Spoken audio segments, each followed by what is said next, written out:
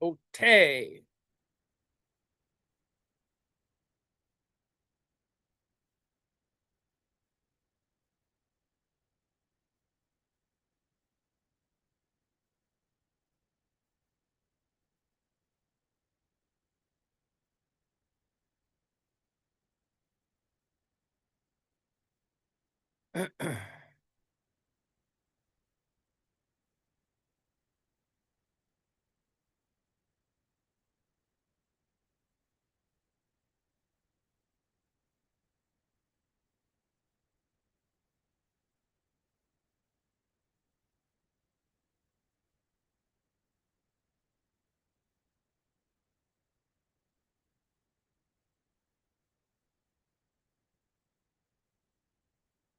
All right, welcome.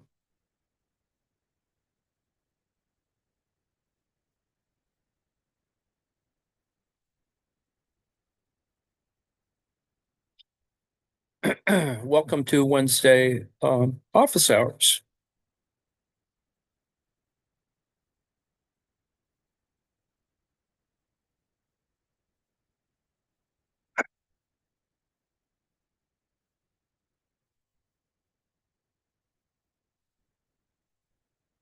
Today's text is in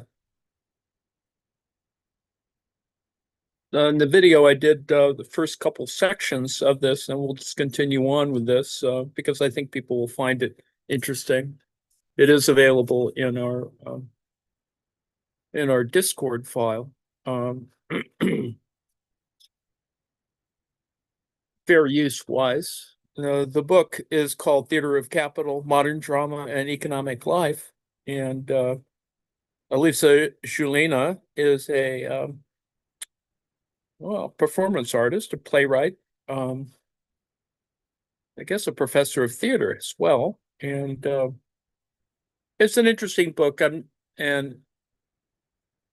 from the point of view of that, I've been working on a variety of things, including cultural economy or the economy of culture, the political economy of culture, and a part of the larger project I'm kind of trying to figure out as in terms of looking at important ways in which we could create certain types of analytic tools for considering certain economic types. And one way in which you can think about that, of course, is the idea brought up by people like Baudrillard that there is a political sign economy or a political economy of signs. Not that that's what I'm focused on, nor is it purely semiotic, but one needs to sort of get at it in a variety of ways. And since, of course, semiotics is a human science, science of culture, it's important to consider these matters. So that's the book, fairly recent book. And as I said, I began the book has several chapters. We're only looking at the introduction, mainly because we really probably don't want to drill too far down into looking at Chekhov, Hoffman, Strindberg, Shaw, and Bennigsen, and Benedictson, and Ibsen. Not that that's uninteresting. It's just simply the front end, I think, gives us a taste for this, and then we can move on to the next little kind of problem that sort of this larger project is sort of how that fits. Okay, so the introduction, and as I said, the prior video got us up to uh, this point, and I'll continue on from there. The rise of the bourgeoisie and the imminent critique of capitalism. And let me break here even at the beginning and raise an interesting question about what counts as imminent critique in the larger question of the critique of political economy, et cetera, et cetera. And because imminent critique is is something that comes Hegel, etc. That's important. It's important in a variety of ways to rethink how we consider historical materialism and dialectical materialism, or dialectical and historical materialism, and to fit all those matters together. So one crucial question to the epoch was the relationship between critique and political practice. Could socialist critique raise the consciousness of audience members, whether capitalists or laborers, agitate workers for future uprisings, or at the very least, help make sense of past revolts? Another question considered concerned the legacy of Marx. This issue was at the center of the debate between Edward Bernstein, the executor of Engels' estate and the chief ideologue of the SPD, the Social Democratic Party of Germany, who was influenced early in his career by Fabian socialists in London, and Rosa Luxemburg, a Polish-German revolutionary Marxist and anti-war activist. Bernstein was one of the first socialists to undertake a revision of orthodox Marxism in the articles he wrote for Neuzeit in 1897 to 98. In those essays, he contends that because capitalism has the capacity to adapt and is supposedly subject to a natural evolution focusing on revolutionary action, is no longer necessary. And it's a fundamental question. And if you're looking at, for example, the recent little Adnan Hussein thing, where he has Gabriel Rockhill come up and do a little talk at Queen's University before his book launch. That's all interesting, problematic in the sense that, the PMC essentially is being demonized, kind of a straw argument on the one hand, but wholly necessary in the age of the PMC, that is the professional managerial, class. And of course, the critique of the non-anti-imperialist nature of Western Marxism as opposed to whatever the other Marxism is. I don't think it divides as easy as that, but suffice to say that we need to think about models that might lend themselves to, for example, the heterodox. And so in those essays, he contends that because capitalism has the capacity to adapt and is supposedly subject to a natural evolution, focusing on revolutionary action is no longer necessary. Instead, according to Bernstein, socialists should push reforms that ameliorate the conditions of the working class within the existing order. And that's really the fundamental point is, and if we assume, let's say, we take Rockhill's issues relative to anti-imperialist Marxism, can we, how can we tolerate reformism in that sense? In other words, socialism would now be built by means of the progressive extension of social control and the gradual application of the principle of cooperation. By contrast, in Reform or Revolution of 1908, Rosa Luxemburg argues that far from solving crises like overproduction and mass unemployment, Bernstein's proposed, quote unquote, means of adaptation, such as the credit system, cartels, and the new perfected means of communication,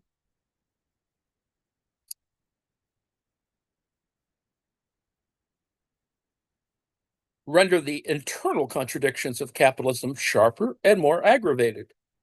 Crises, Luxemburg underscores, are not just derangements of the economic mechanism that can be fixed, but are derangements without which capitalist economy could not develop at all. According to Luxemburg, only revolutionary action undertaken by workers armed with the, quote, keen and dependable weapons of scientific socialism, close quote, could lead to a real social transformation. So you can see how still relevant that is if you're, sort of pursue this sort of the Rockhill example, which, ties a whole bunch of other critiques together. The critique of the Frankfurt School, a critique of the Frankfurt School, um, um, and we don't need to go down the whole sort of path of the integration of certain ideas about cultural Marxism integrated into hegemonic state policy. But anyway, we're not getting there. The debate concerning reform versus revolution animated modern drama as well. Yet it is important to stress that the plays discussed in this study, that is this book, Zhulina's book, even those that fall under the rubric of the drama of ideas, do not simply regurgitate arguments that the socialist writings of the period articulate. No, modern drama became the site of potent, imminent critique, not only because it tackled the bourgeois schools of economics, but also, most importantly, because it put on trial the various strands of socialism, because it put on trial the various strands of socialism, period. Sorry. As T.J. Clark notes, socialism, T.J. Clark has written a whole bunch of other things, none the least of which is stuff on 19th century Paris, more specifically, but on art in the 19th century and from Marx's point of view.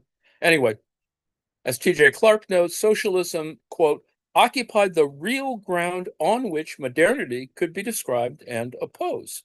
But its occupation was already seen at the same time, on the whole, rightly, to be compromised. That is, complicit with what it claimed to hate. You can see how this can relate to Rockhill's work.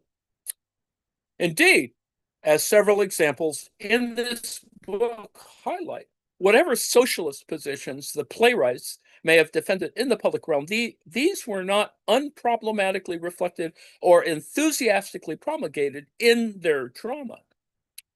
For example, the plays of George Bernard Shaw, who was an avowed Fabian socialist, are not mere dramatizations of Fabianism, but are often more radical critiques of the parliamentary road that moderate socialism had taken. So you can see what's animating the idea of this text. The socialist leanings of dramatists like Ibsen and Strindberg were complicated by their affinities with other social and political movements. Like Marx, Ibsen saw the Paris Commune of 1871 as a premonition of the eventual end of the bourgeois state.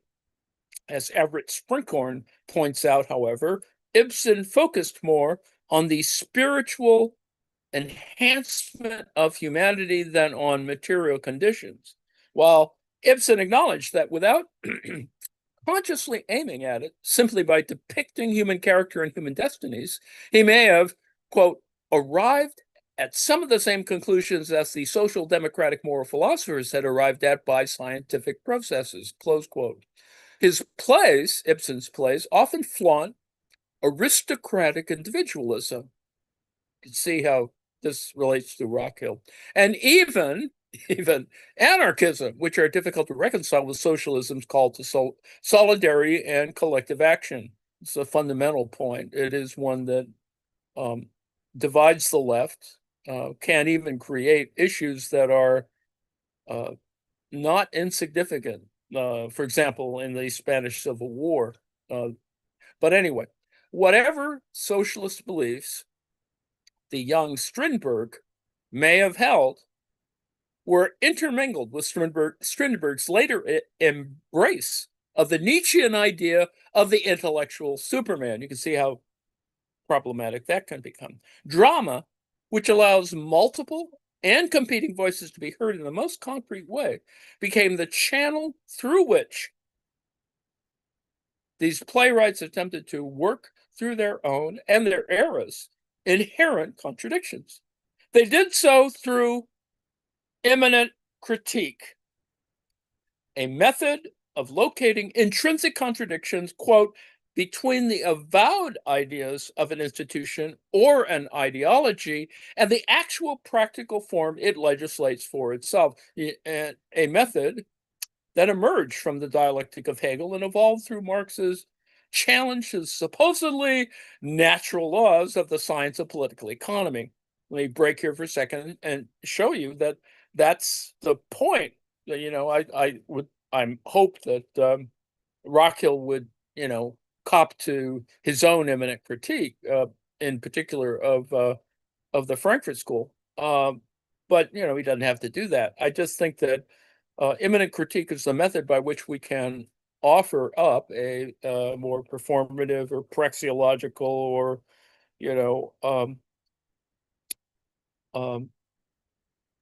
immanent, as they say, way of which we can build critique. In recent years, the efficacy of critique has been challenged, most notably by, and I think he's still alive, Bruno Latour, Jacques Rancière, and and Rita Felsky. Note that Jacques Rancière is the person with whom Rockhill studied for his first PhD or whatever. Anyway, the fatigue and disillusionment with critique stem in part from what Hal Foster identifies as critique's self-regarding posture. And I'm not sure following Hal Foster is really any is viable, but that's a whole nother story. But critique's self-regarding posture. It's important to bear in mind, however, the difference between critique, broadly defined, and immanent critique, a crucial distinction that is barely mentioned in recent reassessments. It's footnote 77. Equally important is to distinguish between the awareness that immanent critique has limits and that it can encourage, but not guarantee, political action. And the hypocritical embrace of self-reflexivity and knowingness as the ultimate good, an accusation cast by critics of critique. You can see how ruthless critique can be. In what follows, I will trace the emergence of immanent critique with the rise of the bourgeoisie, its relationship to capitalism, and its role in the theater of the late 19th century. So you can see there's a lot going on here. I assume, that there's this obvious reason that she mentions in that we looked at in the prior video, and the issue of why do the 19th century, or why reassess the 19th century, and more specifically dealing with theater. But in general, I think revisiting the 19th century, the late 19th century, is really important still, because so many things replicate themselves within the context of the 21st century. We're still doing the same kinds of things. There still is colonialism, or its later framework of neocolonialism. We still have, in the late 19th century, we are still dealing with, without necessarily referencing the anti-imperialism of Rockhill, but the idea of anti-imperialist Marxism or anti-imperialist political economy, and that those are all still important, mainly because they're still there. I mean, you can see this operative in the current ecological crisis and a variety of other things. All right, back to the text. Once theater becomes divorced from ritual, it becomes bound up with capital, and spectacularly so. Footnote 79. What can theater, with its ineluctable stain of commerce, say or do about capitalism? I mean, that's a fundamental question. You got to sell tickets. There's all kinds of other stuff at work there. Anyway, this question resonated with modern dramatists and continues to animate public discussion today.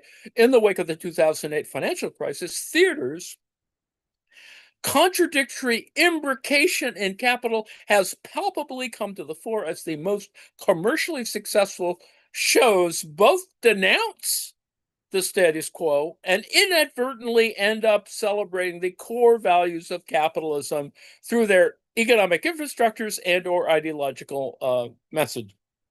So let me break here for a moment. And if you looked at the video, you'll note that at the front end of this introduction, there's a discussion of, trying to do performative things within the context of the Venice Biennale. So anyway, back to the text.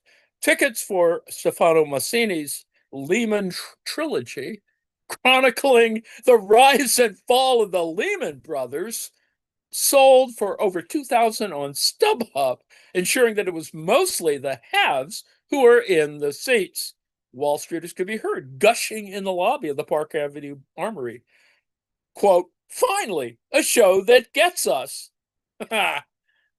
Close quote. The New York Times succinctly summarized the show's contradictions in the title of its review. The Lehman Trilogy, criticizes capitalism at $2,000 a seat. According to Zhulina Belafonte, the show reinforces in The Spectator, quote, a sober skepticism about the complexities of modern finance that you probably already had before the curtain rose, close quote, which is perhaps just a realist comment, but that's another story. Similarly, one of the most profitable musicals in recent history, Lin-Manuel's Miranda's Hamilton, not only tells the story of the first Secretary of the Treasury of the United States, but has also enabled scalpers to earn up to $6 million annually from the resale of tickets. Now, let me break here for the moment. This idea of commodity form, right? And ticket scalping is probably no different, with all due respect, and we can do the math later on, and that is not too dissimilar from, as I will show if I ever get to the other text, and that is that it is a form of it takes its place in the case of reselling tickets, a form of money laundering. So that, anyway, that's getting too far ahead of the game. Back to the text, what is more, Hamilton was housed in a Broadway theater owned by the Nederlander organization, which consistently bankrolls conservative political candidates who actively support white supremacy. So there's a big contradiction there, but Nederlander does all kinds of other things as well, aside from bankrolling conservative political candidates, but does other things that are much more liberal in that particular sense, or social democratic. Anyway, through the allocation of funds and their ownership of 20% of Broadway venues. Now, this is where it becomes economic geography, right? The Nederlander family, as Chelsea Whitaker points out, can decide and police what BIPOC, narratives get produced. So, you could blame, DEI on whatever. But anyway, as several scholars have argued, Miranda's championing of diverse studies and inclusive casting comes at the price of promoting the capitalist creed of pulling up oneself by one's bootstraps, or what Donatella Gallela has aptly described as, quote, nationalist, neoliberal, multicultural inclusion. Even theater that is not blatantly commercial, such as the experimental off-Broadway, depends on outside funding to survive, and thus also reveals theater's intimate relationship to capital. So let me break here and suggest, just as an annotative note, that this is the general problem of cultural economy, right?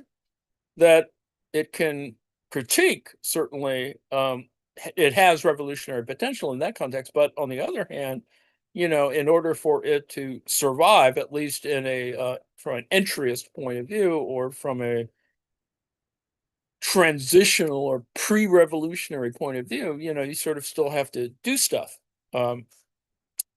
One approach to dealing with theater's entrenchment in monetary relations is to simply accept its commercial side as a necessary evil, and to trust that as long as profit-making does not overrule aesthetic considerations, theater is in the clear as far as artistic integrity goes. This acquiescence, however, echoes the reflexive impotence that Mark Fisher calls capitalist realism. There's a lot there to work on, but anyway, namely the pervasive ideology that not only is capitalism the only viable political and economic system, but it's the current mode of production. But anyway, but also that it is now impossible to even imagine a coherent alternative to it.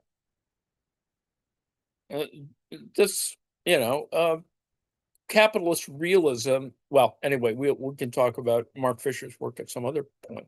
By contrast, the theater of capital of the late 19th century and early 20th centuries investigated the very interpenetration of art and capital, including its own contradictory position in the culture of capitalism. Many theater artists today, such as the German director Thomas Ostermeyer and the American Pulitzer Prize-winning playwright Ayed Akhtar, continue this legacy by pursuing an imminent critique of capitalism. What I mean by the culture of capitalism is a set of social practices, norms, and habits that are attributed to the capitalist socioeconomic system, such as the work ethic, competition, efficiency, self-reliance, protection of private property, division of labor, enhanced professionalization, and a system of values organized around wage labor, profit, and economic growth.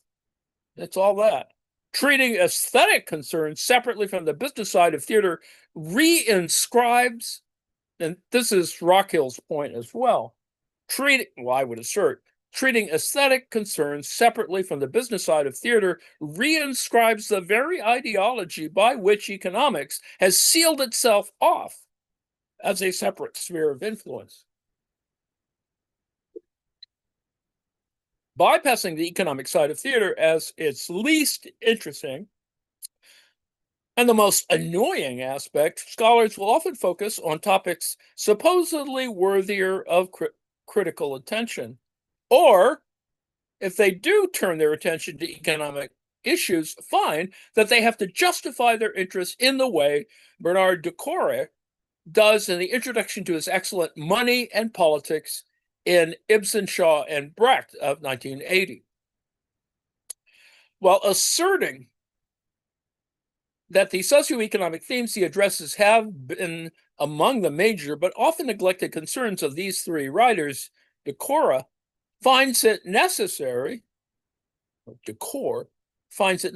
to defend his intellectual interest by assuring his readers that he is alert to the poetic beauties of Shaw and Brecht as well as those of Ibsen, and that he's also aware that their plays deal with subjects other than money and politics, as if the mere focus on money and politics would somehow trivialize or vulgarize the aesthetic merits of those playwrights or put into question his own critical prowess. It's the perpetual problem of if you decide to pursue, your own aesthetic education, your own skills, how is it that you can remain consonant to, revolutionary action and a collective action and activity? So how is it that we can, retain a kind of political awareness and all that it implies? There's an intriguing parallel here with Chekhov's dramatic characters, who often become embarrassed and eschew the subject of money, deeming it beneath the higher purposes of art and intellectual work. Yet, as Beth Holmgren observes, when skewering the Russian intelligentsia, Chekhov always makes sure to lay bare the material base of their anti-materialist lifestyle. Although Leon Trotsky was a fan of neither Chekhov nor the Moscow Art Theater, excoriating the first for his supposedly passive realism, and the latter for its outdated moribund cast. Trotsky's pronouncement about the relationship between art and economics finds resonance in Chekhov's oeuvre and is important for this study. So, anyway, culture, writes Trotsky, feeds on the sap of economics, and a material surplus is necessary so that culture may grow, develop, and become subtle. Or as Tracy Davis, whose scholarship has been crucial to understanding the connections between the business side of British theater and its aesthetics, puts it, quote, culture, broadly wrought, permeates all business decisions, just as business matters permeate all pertaining to culture, more narrowly defined. Another way to reckon with theater's blatant commercialism is to search for visions of a different political future despite theater's reliance on capital.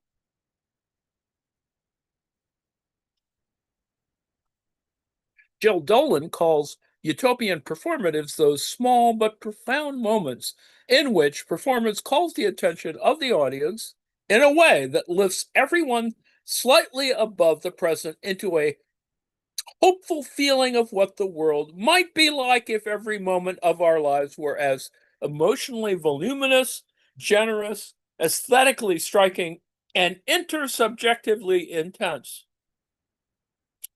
This fruitful definition speaks to how audiences are able to experience moments of hope, even in the most unapologetically profit-making of shows, or to discern a utopian performative in even the most dystopian theatrical universe.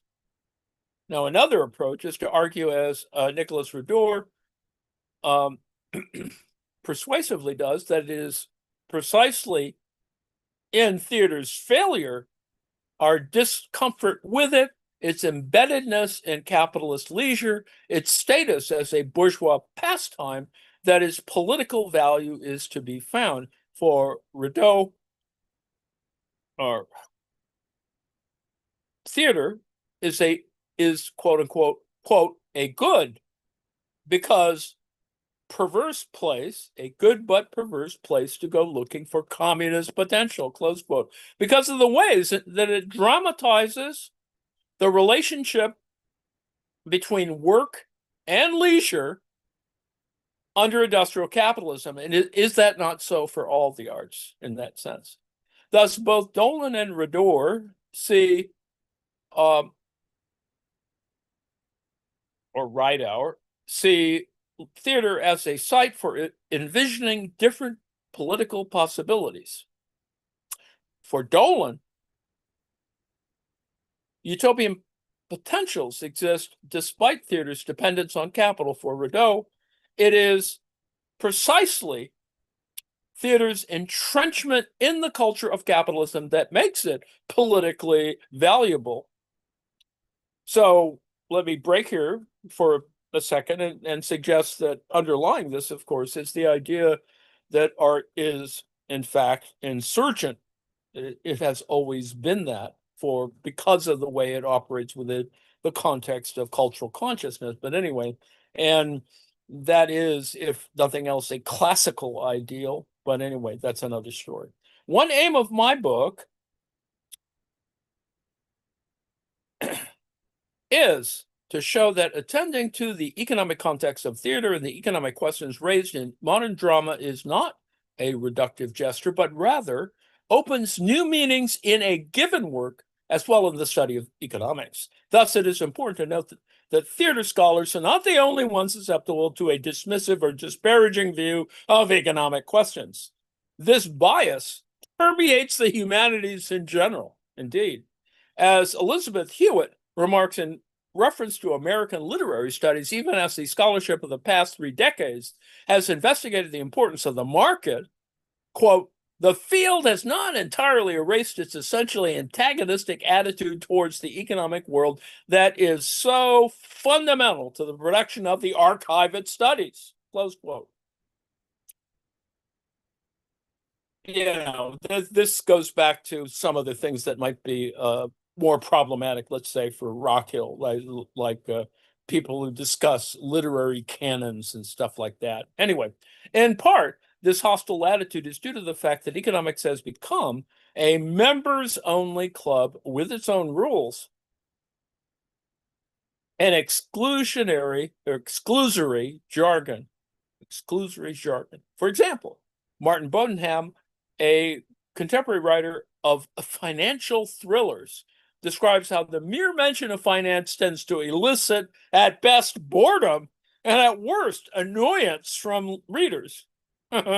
Mention the words equation, percentage, fraction, and multiplication to most people I know, and their eyes glaze over. I get much the same reaction from friends when I tell them my first career was in private equity and investment banking. Instinctively, they flinch and quickly move the conversation on to another subject. Close quote. In a similar vein, Claire Laberge identifies a tendency among humanities scholars to simply refer to finance as quote unquote abstract without explaining what they mean by it. That's probably the bigger question.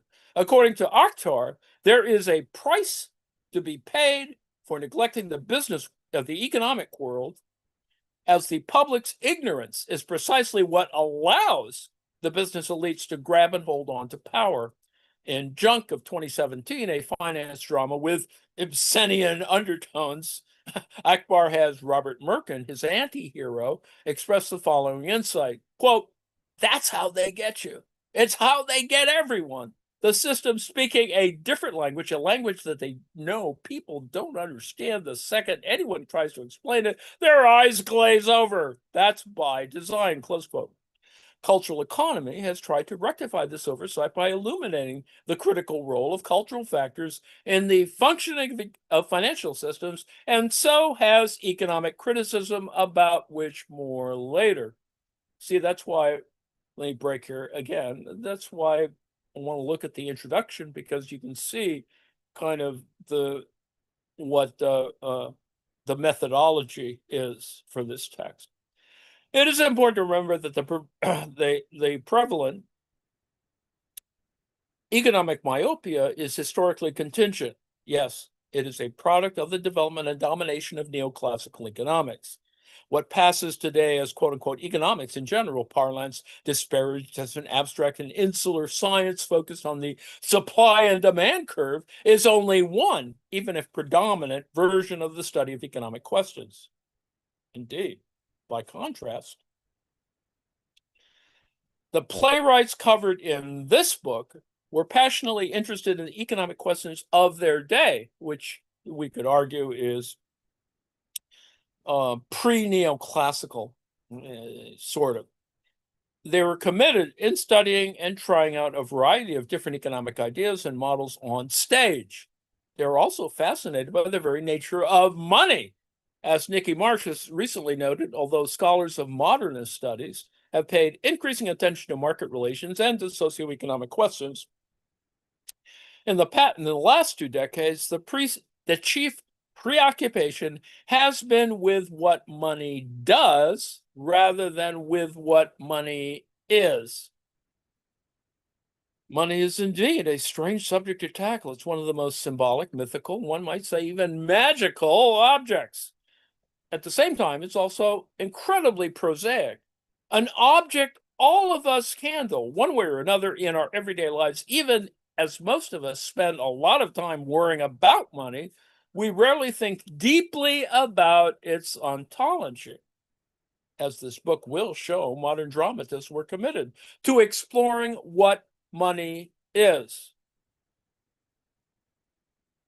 Is that the nature of modernity in that sense? Is it is always studying what money is ultimately from a immanent critique point of view, and because it's fully integrated in our activity, whether cultural or not cultural. Anyway, this study will argue that there is a political value to be found in the theater made by bourgeois playwrights of the late 19th and early 20th centuries as they dramatized the internal contradictions of capitalism, including their own place in history, and trace the myriad ways that the forces of capital were transforming European society. It's the same reason for looking at all Western Marxism with a critical eye. But anyway, despite all the bad press the word bourgeois would receive throughout the 19th century, it's essential to remember that Marx and Engels claimed that the bourgeoisie, historically, has played a most revolutionary part. Indeed, it has. In the Communist Manifesto of 1848, they observed that the weapons with which the bourgeoisie felled feudalism to the ground are now turned against the bourgeoisie itself and have called into existence the men who are to wield those weapons. That is, the modern working class, i.e., e.g., the proletariat. In fact, the very term bourgeois was hotly debated at the turn of the century, although German playwrights like George Kaiser and Ernst Toller condemned the so-called bourgeois values and called attention to the dire conditions of the working class. They could not be at peace with the undeniable fact that as artists and intellectuals, they themselves embraced values that potentially could be described as bourgeois. As Rideau has recently suggested, using the term bourgeois is an act of disidentification. And actually, that's a very important point, and probably in some other thing I'll work on, I think you could describe some elements of things like it's not so much that it's a problem of being employed or unemployed, but rather disemployed. But anyway, that's another story. It is a way for the subject to reject the terms by which they are named by the institutions and the social order in and through which they live. And as Roy Pascal remarks, the ambivalent term bourgeois reveals a deeper social malaise than most writers were aware of, so that self-criticism on the part of the bourgeoisie is probably the most salient characteristic of fin de siècle culture. Indeed, self-criticism suffuses the plays of Ibsen, Strindberg, Shaw, Chekhov, and other playwrights of the theater of capital. It is precisely their socioeconomic position as the beneficiaries of capitalism that allowed them both to dramatize the internal contradictions of capitalism on stage and to explore the limits and potentials of their own critique. Moreover, even before Brecht, many theoreticians and practitioners saw the theater as an important weapon for raising political awareness among the working class and the bourgeoisie. In 1897, the Russian anarchist and writer Emma Goldman lectured on Bernard Shaw in a Welsh coal mine. In 1914, when speaking about modern drama at New York's Berkeley Theater, she insisted that it was not just the proletariat which makes revolutions, but also those who wield the brush or pen. In The Social Significance of Modern Drama, 1914, Emma Goldman argues that because political pressure has so far affected only the common people through exploitation, persecution, and imprisonment, a different medium is needed to arouse the intellectuals, to make them realize their relation to the people, to the social unrest permeating the atmosphere. Enter the theater of capital and its imminent critique of capitalism. Several economists and sociologists have noted capitalism's unique relationship to critique. Simply put, the critique of capitalism is challenging precisely because capitalism has a way of co-opting critique, repackaging it for commercial entertainment, and rendering it null. In the new spirit of capitalism, French sociologists Luc Boltanski and Yves Chiapello discussed the waning of critique at a time when capitalism was undergoing significant restructuring whose social impact could not go unnoticed. Here is the overarching question of their study of the management discourse after 1968. Why has social critique become powerless beyond expressing moral indignation at a time when social conditions are deteriorating? Boltanski and Chiapello defined the spirit of capitalism in broader terms than Max Weber, for whom the spirit of capitalism evolved from the Protestant work ethic as the ideology that justifies engagement in capitalism. The most signal feature of this ideology is its ability to address threats to its hegemony by inventing new justifications for the insatiable character of the capitalist process. Since capitalist accumulation is amoral, it is not tied to any specific creed. Other thinkers, like economist Joseph Schumpeter, have seen the relationship between critique and capitalism in a different light. Instead of viewing critique as outside artillery aimed at the fortress of capitalism that the latter manages to capture and subdue, Schumpeter echoes Marx and Engels' Communist Manifesto, arguing that critique is intrinsic to the capitalist process, which has produced, quote, that atmosphere of almost universal hostility to its own social order, close quote. Capitalism, writes Schumpeter in 1942, creates a critical frame of mind, which, after having destroyed the moral authority of so many other institutions, in the end turns against its own. The bourgeois finds to his amazement that the rationalist attitude does not stop as at the credentials of kings and popes, but goes on to attack private property and the whole scheme of bourgeois values. No wonder Schumpeter concluded that capitalism would ultimately fail. No differently than Marx, actually, when you really think about it. But anyway, by contrast, even as German historian Jürgen Kolka underscores that critique is intrinsic to capitalism, he arrives at a different conclusion, that the development and triumph of capitalism have taken place in an intellectual and mental climate of pronounced Kapitalmusik critique, or criticism of capitalism.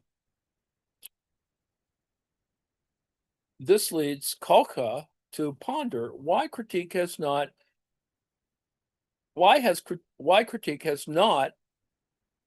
hindered or handicapped the real rise of European or European-sponsored capitalism more.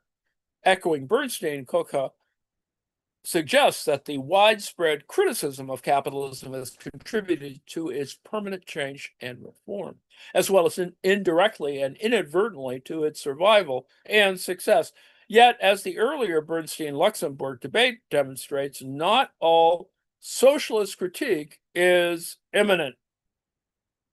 Bernstein lambasted many aspects of capitalism, but he ultimately believes it could be perfected to be a more just and equitable system. This is, we'll come back to, Bernstein Luxemburg as a kind of a very vital issue, and of course is the difference between, the communists and the social democrats, blah, blah, blah. Anyway.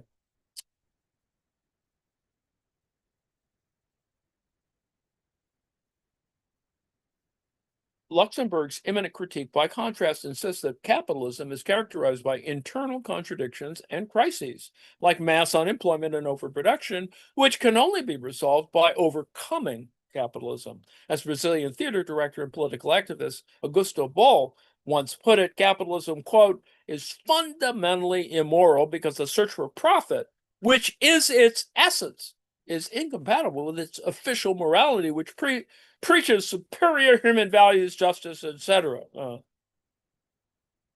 This pronouncement makes it sound as though the ideals of equality, freedom, and justice are a mere facade in capitalist society, yet the discrepancy between liberal ideals and capitalist reality is a matter not simply of hypocrisy, but of transition. Imminent critique, the method of locating contradictions between society's own ideals and their practical forms, including the aforementioned self-critique on the part of the bourgeoisie, becomes possible only with the rise of the bourgeoisie. This is what Marx and Engels mean when they call the bourgeoisie revolutionary, quote unquote. As Hagelin observes the historical emergence of the liberal ideals of equality and freedom is inseparable from the capitalist mode of production. Yet these ideals can be fulfilled only through the overcoming of capitalism. To put it another way, immanent critique is a necessary but insufficient on its own step in the revolutionary transformation of society. The 19th century bourgeoisie then is a quote unquote, well, a transitional class whose critical disposition eventually turns in on itself. This is a fundamental issue, and it underlies, a whole bunch of other literature, and it's a really important one because the issue of transition, can be seen in a variety of ways, reformation or revolution, etc. So back to the text. In Marx's account, the proletariat, too, is a transitional class, just like the dictatorship of the proletariat, the form of production during which the workers hold political power, is the dictatorship of the proletariat is a transitional phase. I think that's a really important issue that, people looking at Lenin have sort of forgotten in many ways. What comes next depends on one's interpretation of Marx, as it does. In his reading of Marx, for example, Hagelin argues that the purpose of the revolutionary transformation of society is the overcoming of a division of classes in favor of a quote unquote cooperative participation in society and a quote unquote democratic form of collective self-legislation. Now, what members of the bourgeoisie do with this self-awareness, their understanding of themselves as a historical class formed by specific material conditions, is, of course, an open question. They can and should, according to Marx, join the proletarian revolution. However, but that outcome, of course, is not a given. The bourgeois can also turn against the workers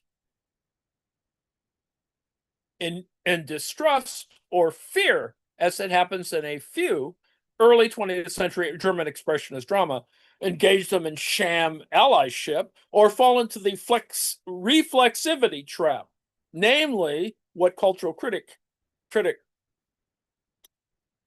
Kerry Waldman has called, in reference to Sally Rooney's fiction, the quote, implicit and sometimes explicit idea that professing awareness of a fault absolves you of that fault. There's a lot there that needs to be unpacked, of course, projection, self-criticism, blah, blah, blah. Although Waldman has in mind the quote unquote disaffected millennials from the upper middle class of or those aspiring to become them, and not the 19th century bourgeoisie, her description of the reflexivity trap as casting self-awareness as a finish line, not a starting point, is a helpful way to think of the problematic gesture of self-awareness on the part of the beneficiaries of capitalism, whether the bourgeoisie of a bygone era or today's millennial hipster.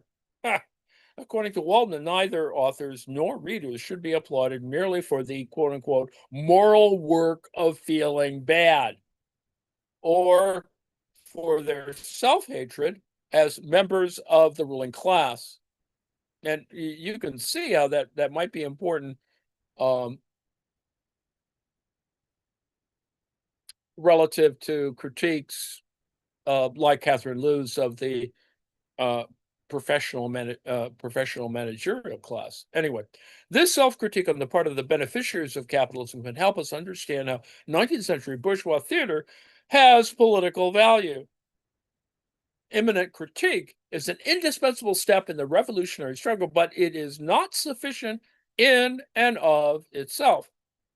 According to Rideau, there is a crucial connection to be drawn between the bourgeoisie's gaining an awareness of itself as a class that directly benefits from the exploitation and suffering of others, that is, women, the proletariat, colonial subjects, and bourgeois theaters containing the seeds of its own defeat. In fact, the possibility of bourgeois theater overcoming itself both by transforming itself into a more emancipatory art form and by discovering new democratic ways of engaging with others, stems, in Redout's view, from the ever-present possibility that it will reveal to its spectator subjects that their lives as spectators are a matter of historical contingency rather than tragic inevitability. Rideau's Scenes from Bourgeois Life 2020 thus offers an important way to understand bourgeois subjectivity and the role that theater has played in sharpening that subjectivity and the role theater might play in overcoming it. In general, the political rise and socioeconomic dominance of the bourgeoisie have been studied in relation to the 18th and 19th century novel, so much so that theater scholars like Jane Moody have long bemoaned the fact that the novel's position as the definitive genre of capital remains undisputed. The novel, of course, played a significant part in providing the bourgeoisie with the blueprint and justification for their ascendancy, as I go into more detail in chapter 2, but the lack of critical attention to theater's role and the kind of spectatorial modes it generated and encouraged is surprising, given that before the advent of cinema, theater was second in popularity only to the newspaper as a medium of communication. Before the advent of cinema, theater was second in popularity only to the newspaper as a medium of communication. In this way, Rideau provides an essential contribution not only to the study of spectatorship, but also to the historical understanding of bourgeois subjectivity in general. Analyzing the daily 18th century publication, The Spectator, and the concurrent bourgeois theater, Rideau argues that from the 18th century onward, theater helped produce a view of the world that has been chosen by and for the bourgeoisie, which places it at a spectatorial distance, the world in which its own hegemony is the source of suffering. But this very same theater can also, claims Rideau, reveal to its spectators their own historically contingent role in perpetuating the injustices of capitalism.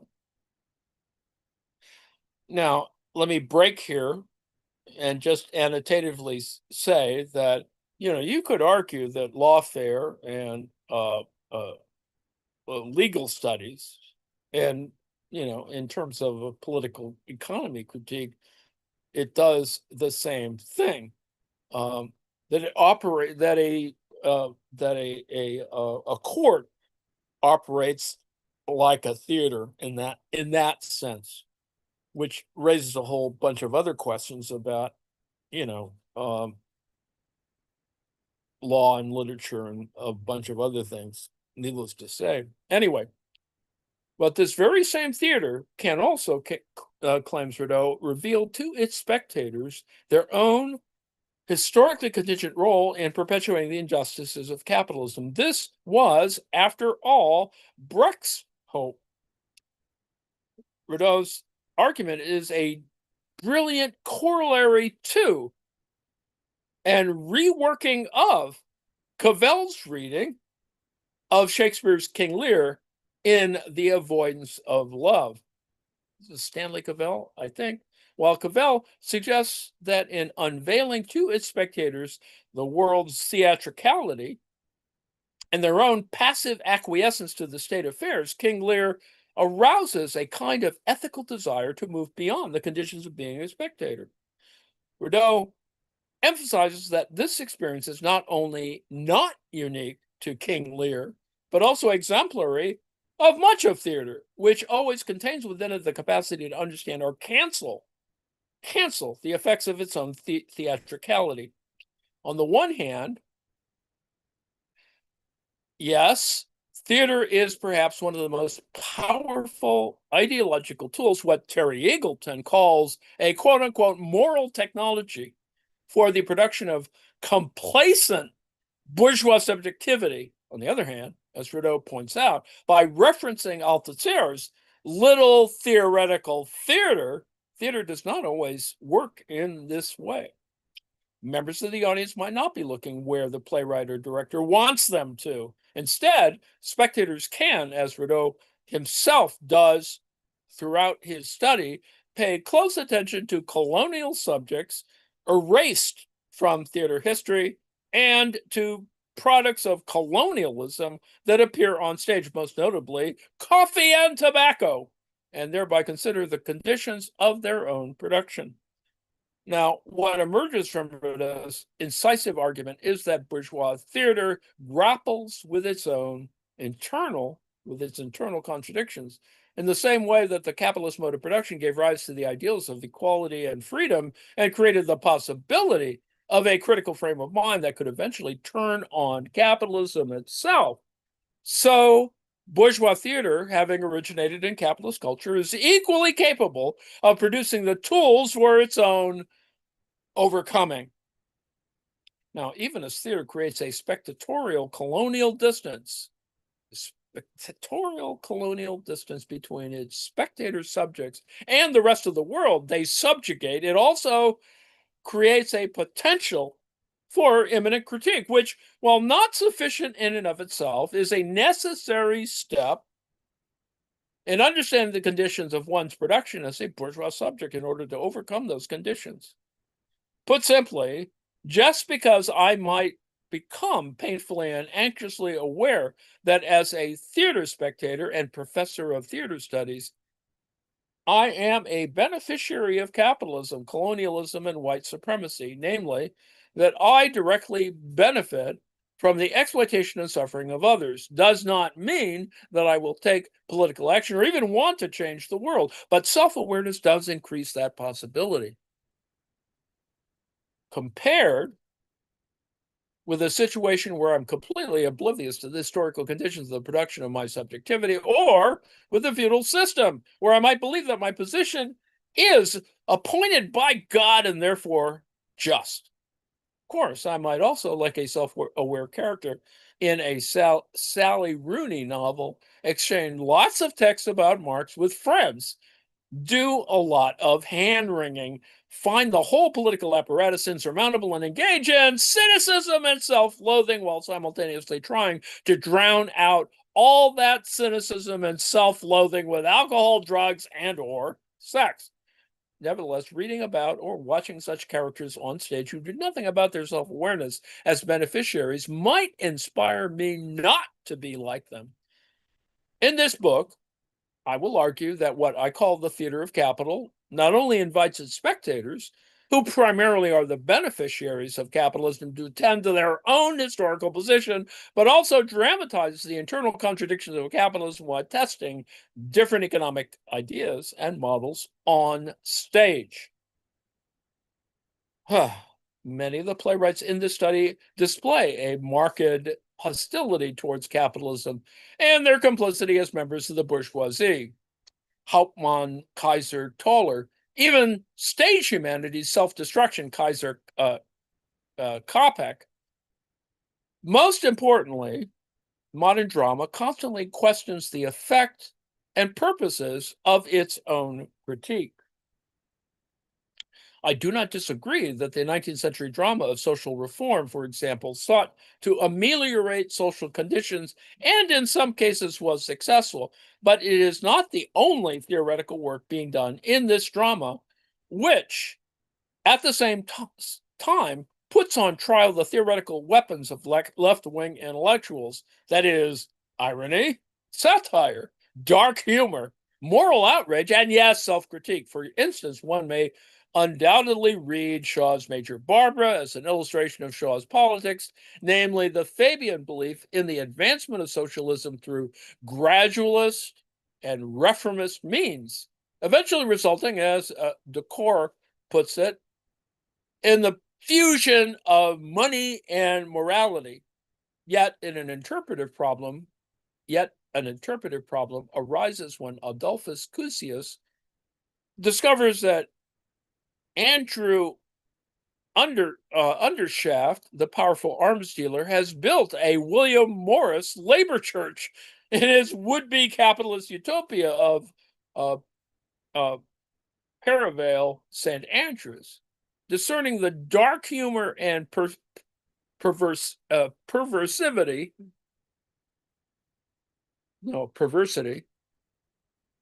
discerning the dark humor and perversity of the situation, Cousins immediately exclaims, "Oh, it only needed that, a labor church," close quote. The socialist ideas of William Morris, who was friends with Shaw for 12 years and gave regular lectures at the Fabian Society, are mangled and recycled in Undershaft's domain to make workers, in Undershaft's own words, most economical, unselfish, indifferent to their own interests, conservative, with their own thoughts on heavenly things, and not on trade unionism or socialism, so that Undershaft's profits are larger, period. Capitalism has found a way to superficially address the concerns of Fabian socialists regarding the working conditions of laborers and to carry on its quest for capital accumulation. Any reform whatsoever warns the Austrian French philosopher Andre Gortz that any reform whatsoever may be empty of its revolutionary significance and be reabsorbed by capitalism. Now, while Shaw may have been a Fabian socialist in the public arena, his drama questions the efficacy of reformism and the integrity of revisionism. So there's a lot going on here. It does explain, the reasons for doing this work, and of course, noting issues that we'll see in the next section on fin de siècle capitalism, financialization, and tainted theater. Needless to say, all of those things are at work, and Alisa and Zhulina and her theater of capital, I would assert, is worth reading. It's probably even more interesting, of course, to people who have a more direct interest in the theater, and of course in late 19th century writing. But I like the introduction operating in these kinds of terms. That is, that we do need to sort of to study this particular kind of late 19th century kind of set of problems. Imperialism is operating. How is it different from colonialism? What is to be done? Why is it that we still have, for example, the resource curse, among many other things? All of those things are still, speaking of uneven development, are still around and still need to be dealt with, even though they're much more sophisticated. That is, supply chains and, backward shifting cost structures and blah, blah, blah. So it's all there. Or some of us would like to believe it's all there. Anyway, I've got to the end of my time, and I may or may not continue on yammering about this. Needless to say, I think the introduction is worth reading because it does, aside from, talking about 19th century theater, it also actually explains the kind of political reasons why you do certain stuff. It integrates it further, the issues of Bernstein, Luxembourg, which are important for the creation of the Frankfurt School, which is being critiqued by Gabriel Rockhill, and it's blah, blah, blah. All that is sort of comes back into, sort of focus, as it were. Anyway, so I will, of course, return us to our little meeting. This has been the Wednesday office hours. We've been looking at the introduction of Theater of Capital by Zhulina, and I